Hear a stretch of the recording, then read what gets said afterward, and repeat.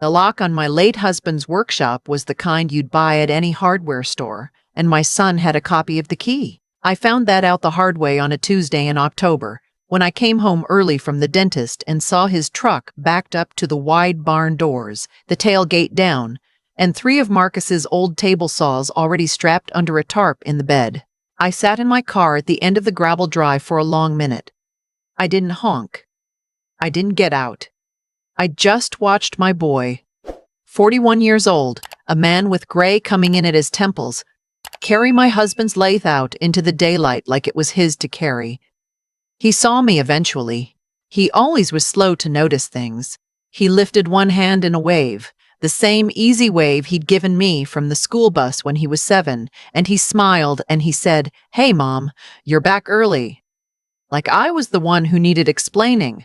My name is Ruth.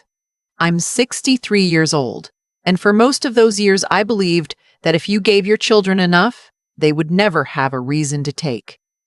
I built my whole life on that belief, the way you build a house on a slab. You don't see the foundation, you just trust it's holding everything up. It took my own son backing a truck up to my barn to show me the slab had cracked clean through a long time ago, and I'd just been standing on the pieces. Let me back up. Marcus passed 4 years ago. Heart in his sleep, no warning. One morning, he was complaining the coffee was weak, and the next morning he wasn't there to complain about anything. We were married 38 years. He was a quiet man who said most of what he meant through his hands. He built our kitchen table, the rocking chairs on the porch, the cradle our son slept in, and our grandchildren after him. The workshop out back was where he lived when he wasn't living in the house. After he died, I couldn't bring myself to go in there for almost a year. When I finally did, I just sat on his stool and breathed in the sawdust and the linseed oil, and I cried until I was empty, and then I felt a little better, and I started keeping it the way he'd left it. Tools on the pegboard, coffee can full of screws. His reading glasses still folded on the workbench where he set them down the last night of his life. I didn't touch it because it wasn't mine to change. It was the closest thing I had left to a conversation with him. My son's name is Dale. He's my only child, and I won't pretend I didn't spoil him because I did. After Marcus passed, Dale stepped in the way. Grown children are supposed to, calling more. Coming by on Sundays telling me he'd handle the things his father used to handle. I was grateful. Grief makes you reach for whoever's nearest, and he was nearest, and he held my hand at the funeral and let me cry into his shoulder. I thought, at least, I have him. His wife is named Sloane. I want to be fair to her, so I'll say she was always polite to my face. She has a way of complimenting you that leaves you feeling slightly worse than before she opened her mouth. Ruth, I just admire how you don't fuss over your appearance. Ruth, this house has so much potential. She runs a little business selling home decor on the internet. Farmhouse signs, that kind of thing. Words like "gather" and "blessed" painted on reclaimed wood, and somewhere along the way she got the idea that my husband's workshop, with its 40 years of seasoned lumber and his hand tools and his big cast iron equipment, was a resource going to waste. I learned later, much later, that the lumber alone was worth a great deal. Marcus had stockpiled black walnut and cherry and figured maple for projects he never got to. To me, it was just his wood. To Sloane, it was inventory.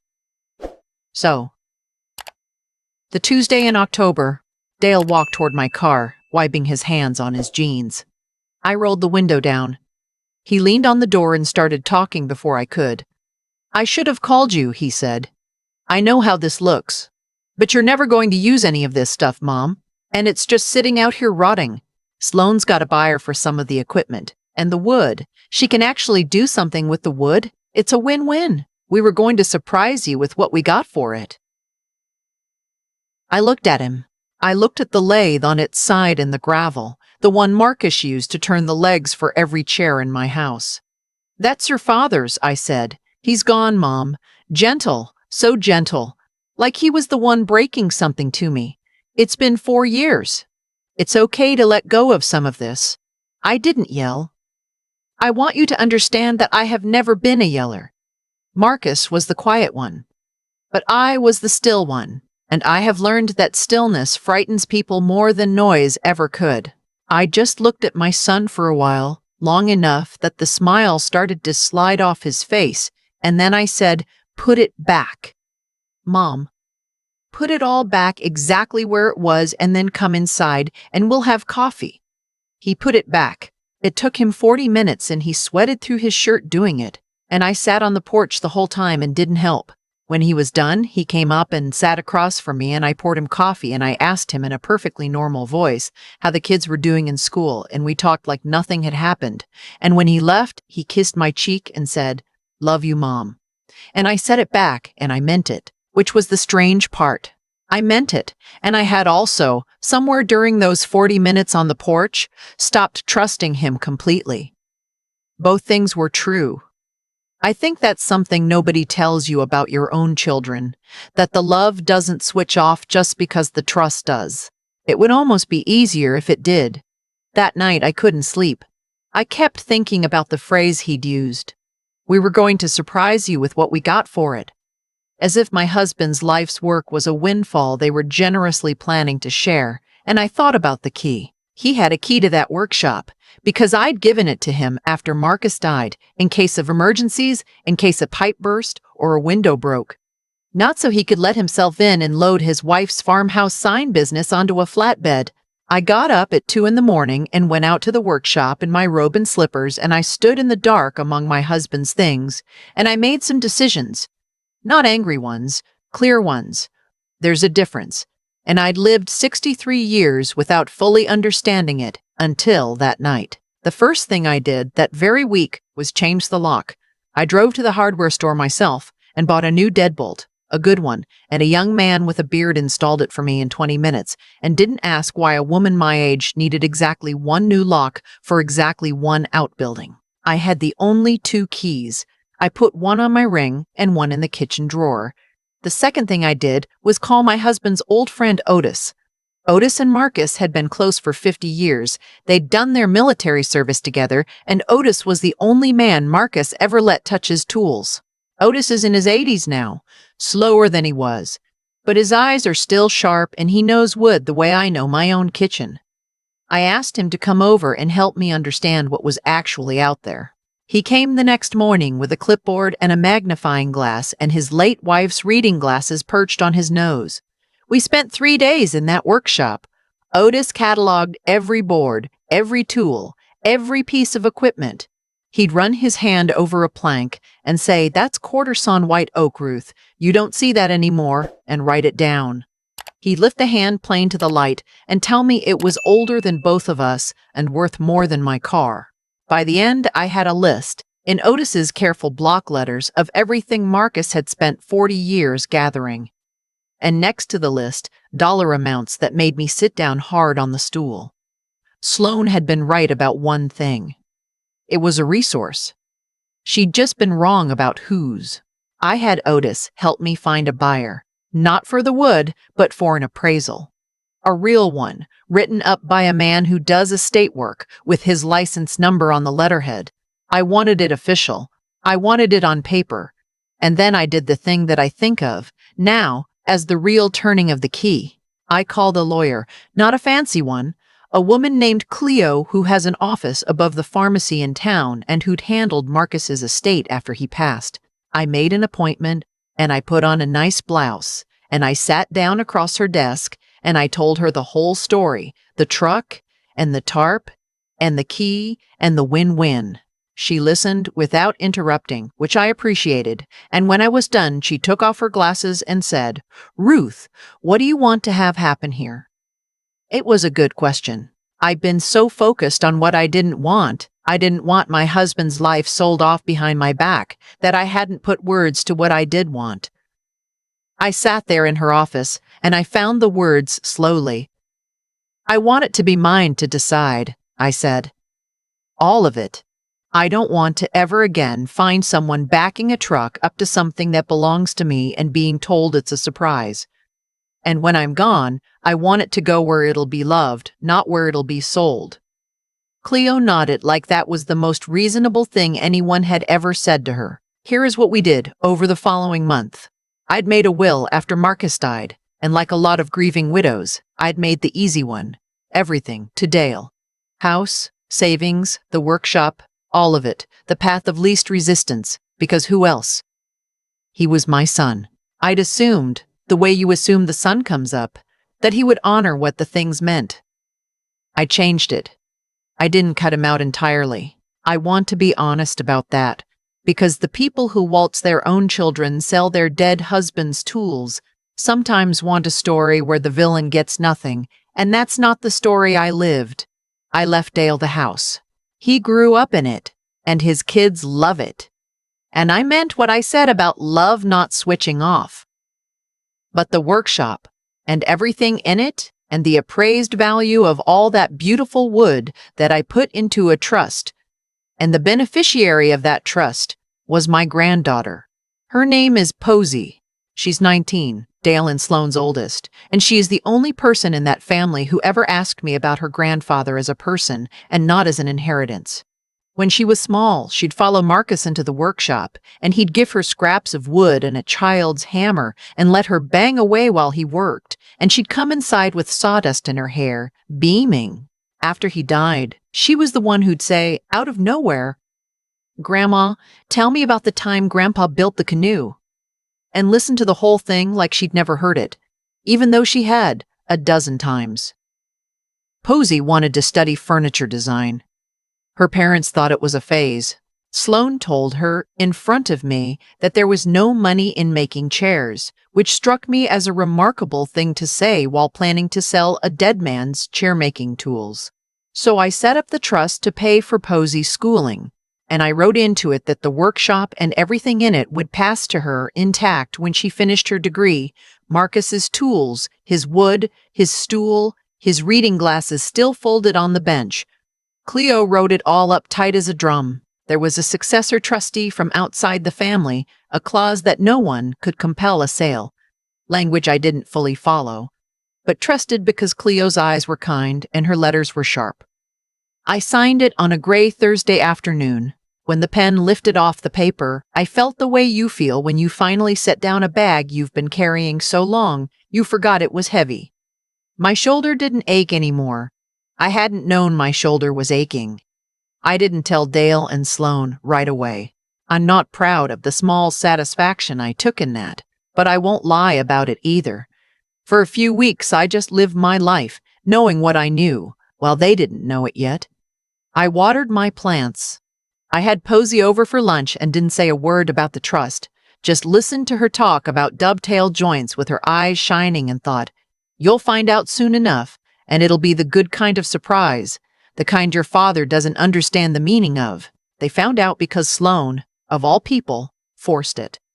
She called me on a Sunday, sweet as pie, and said she'd been thinking, and she had a professional coming Thursday to take a look at the workshop situation, and would Thursday afternoon work for me to be home and let them in.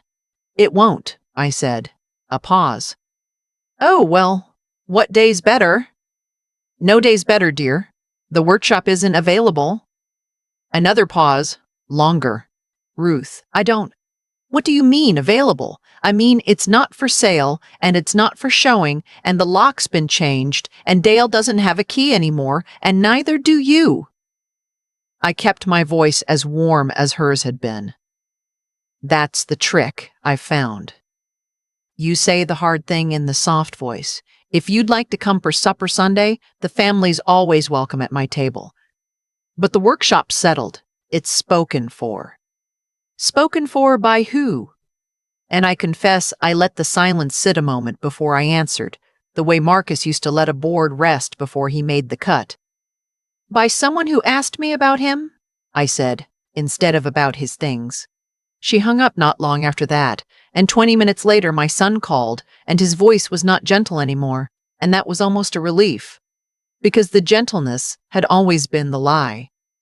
He said I was being manipulated. He said Posey was a child who didn't understand money. He said his father would have wanted him to have those tools, his son, his only son, and I let him talk himself all the way out. And when he was finished, I said, very quietly, your father knew where his reading glasses were the night he died. They're still on the bench. You walked past them to carry out his lathe. He didn't have anything to say to that. We didn't speak for 2 months. The longest we'd ever gone. There were Sundays the table was emptier than I'd have liked. And I won't tell you that didn't cost me something, because it did. And anyone who says doing the right thing is painless has never had to do a hard one. I missed my son. I missed him the way you miss a tooth that ached for years before it came out, relieved it's gone and aware of the gap with your tongue all day long. But Posey came. Every week. And she started coming out to the workshop with me, and we'd open it up and let the light in, and I'd watch her pick up her grandfather's hand plane the way he used to hold it, like it had a right way and a wrong way, and she already somehow knew which was which. One afternoon, she made a little box, dovetailed corners and all, the first thing she'd ever built start to finish, and she gave it to me, and the joints weren't perfect, and the lid stuck a little, and it is the most beautiful object I own. Dale came back eventually. Around Christmas, he showed up on the porch, without calling, holding a poinsettia, looking older and tireder than I'd ever seen him. He didn't apologize. Not in words. He's his father's son that way. Can't quite get the sorry out of his mouth. But he stood there and he said, I drove by the workshop. The light was on. Posey's car was there, and his voice cracked on her name. She's really doing it, the furniture thing. She really is, I said. Dad would've. He stopped. Started again. Dad would've liked that. Yes, I said. He would've. I let him in. I made coffee. We didn't fix everything that night, and we haven't fixed all of it since, and maybe we never will entirely. Some cracks you just learn to live alongside. But he comes on Sundays again. He doesn't ask about the wood. Last month, he asked Posey if she'd teach him to make a box like the one she made me. And she did, and I stood in the doorway of my husband's workshop and watched my son and my granddaughter bent over a workbench in the sawdust light, and I thought about how close I'd come to selling that. Not the wood. The chance of that. Sloan and I are cordial. That's the honest word for it. She's never apologized either, and I've stopped waiting for it, because waiting for an apology is just letting someone live rent-free in the part of your mind you ought to be using for better things. She still sells her farmhouse signs. Gother. Blessed. I bought one once at a fair before I knew better, and it hung in my kitchen for years. I took it down the week I changed the will. It's in the donation box in the garage. I don't need a sign on my wall to tell me to gather the people who deserve gathering. I learned to tell the difference the hard way, in a gravel driveway, watching a truck. Here's what I'd say to you if you've sat with me this long. If you're the one who gives, the one everyone calls generous, the one who keeps the door open and the table set and assumes the people you love will honor what your kindness means. I need you to hear this. Your kindness is not a contract. You never signed anything that says the people you love get to decide what your life was worth and sell it off while you're at the dentist. You get to keep the key.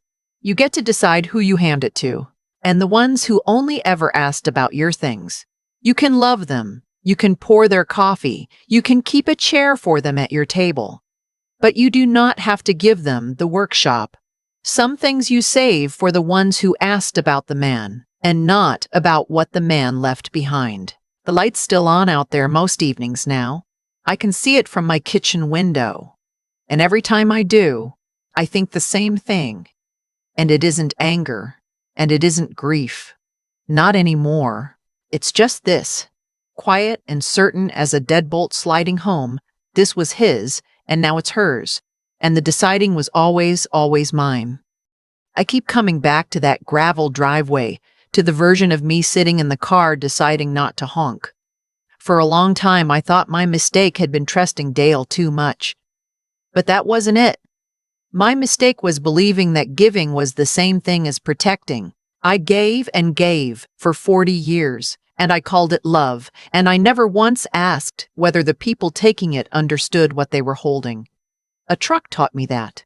It takes a hard, clear-eyed honesty to look at your own son and admit that loving him and trusting him are two different keys on the same ring. The thing I'm proudest of isn't that I changed the lock. Anybody can buy a deadbolt. It's that I didn't let my hurt make the decision for me. When I sat in Cleo's office and she asked what I wanted, I could have answered out of anger. Cut him off.